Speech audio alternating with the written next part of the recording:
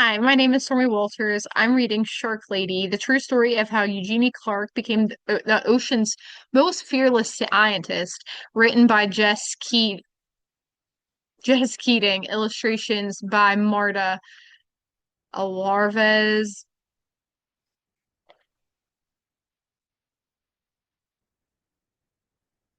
To my parents for encouraging my big as a whale shark dreams, and to Kathleen for helping me reach them. JK. It was Saturday, and Eugenie wanted to stay at the aquarium forever. She wanted to smell the damp, salty air and stare at the glittery rainbow fish, and she wanted to keep watching her favorite animals, the sharks. Eugenie pretended she was walking on the bottom of the sea.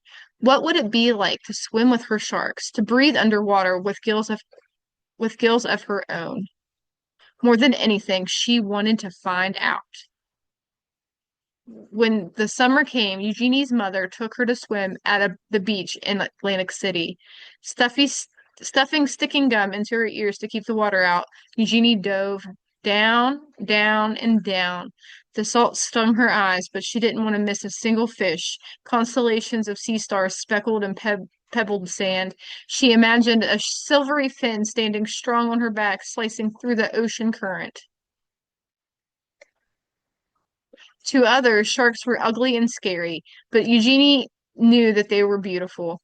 As she glided through the cool water, she wished everyone could see sharks through her eyes, but the sharks were only in her mind for now. Eugenie decided to learn everything she could about them, so she dove. This time into books. Whale sharks, nurse sharks, tiger sharks, lemon sharks. Eugenie wanted to know about them all. She also joined the Queens County Aquarium Society as its youngest member. Eugenie's notebooks filled with sharks. They swam in her daydreams and on the margins of her pages. At home, Eugenie's mother surprised her with an aquarium of her own. A 15-gallon tank was too small for sharks, but Eugenie saved her allowance to buy guppies, a clownfish, and coral red snails. It felt as big as an ocean in her room. Their small apartment became an aquarium, a laboratory, and a sanctuary. As she grew older, many were still telling Eugenie what to do. Forget those sharks, be a secretary, be a housewife. Eugenie wanted to study zoology, but some of her professors thought women weren't smart enough to be scientists or brave enough to explore the oceans, and they said sharks were mindless monsters. Eugenie knew better. Her dream was as big as a whale shark, so again, Eugenie dove. She plunged into every course she could. Her laboratory became her home. From sunrise to sunset, she studied how fish grow, how they behave, and how they were put together both inside and out. Despite all of the people who didn't believe in her, Eugenie was becoming one of the smartest students in her field. Even after she earned her degree, many still doubted her. But Eugenie's work was just beginning. Eager to make discoveries of her own, Eugenie finally dove into the open ocean. In the Red Sea, Eugenie collected hundreds of fish, including three new species that had not been discovered before. It looks like the Red Sea sand diver, Beardsenia pipefish, and volcano triplepin. On a research mission exploring the Palau Islands, Eugenie was driving alone when she encountered her first ever wild shark. She wasn't afraid. Instead, she thought it was beautiful. In Isla Mujeres, she dispelled the myth that sharks must keep moving to stay alive when she swam through dark caves, still and silent, full of resting sharks. Eugenie's daring heart grew bolder with each dive. Soon they began to call her Shark Lady. Eugenie had proven she was smart enough to be a scientist and brave enough to explore the oceans. As her courage grew, she began to love and understand her beloved sharks more and more, but she never forgot many still believed that sharks were mindless killers. Because of their scary reputation, humans were hunting sharks all over the world. Eugenie knew that sharks weren't stupid or mean. She was determined to prove everyone wrong. Eugenie fished through her mind and devised a brilliant experiment. Could she train a shark the way a person trains a dog? Were sharks much smarter than anyone knew? They were. Eugenie was the first scientist in the world to train sharks and even learned that they could remember training for at least 2 months after. Sharks were not mindless killers. They were beautiful. Sharks were smart. They deserved to be studied, protected, and loved. And Eugenie's dream was now a dream come true.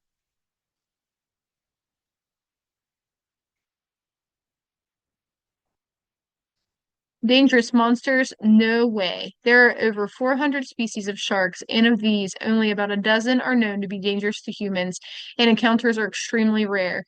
The truth is, despite their fearsome reputations, humans are much more dangerous to sharks than they are to us. Every year, humans kill more than 100 million sharks. It's important to treat sharks with respect, but there is no need to fear them. Sleep tight. Eugenia once swam in a cave full of peaceful resting sharks suspended in the water, but were they really sleeping? Sharks breathe by using their gills to extract oxygen from water. Eugenie noticed that the caves with sleeping sharks had more oxygen than usual.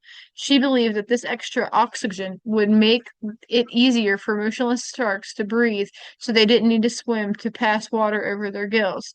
Before confirming this discovery, most believed that sharks had to keep moving to stay alive. No toothbrush here. Sharks have impressive teeth, arranged in rows along their gums. These teeth are constantly being grown and more forward in their mouths like a conveyor belt. Was Eugenie afraid of sharks because of their sharp teeth? No way. She was only bitten once in her life, and the encounter didn't happen underwater. Once on her way to school visit with the mounted jaws of a tiger shark beside her in the car, Eugenie had to stop quickly at a red light, and she reached across the seat to stop the jaws from tumbling forward. The teeth chomped into her arm.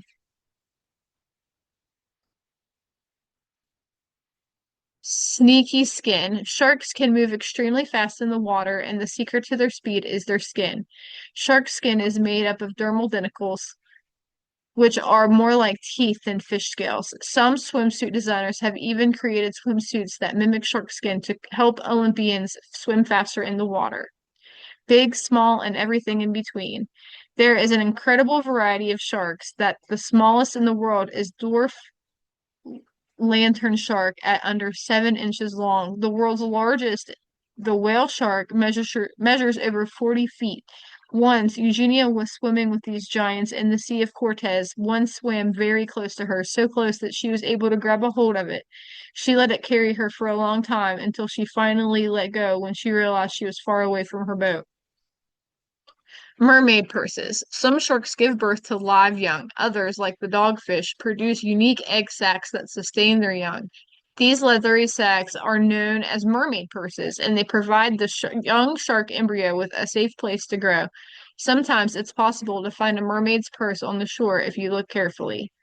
Life at the top. Sharks are apex predators. This means that they are at the very top of the food chain in the ocean.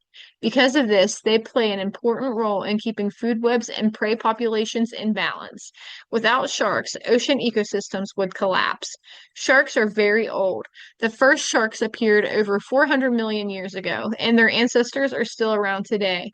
They have survived five major extinction events, including one 65 million years ago that destroyed dinosaurs.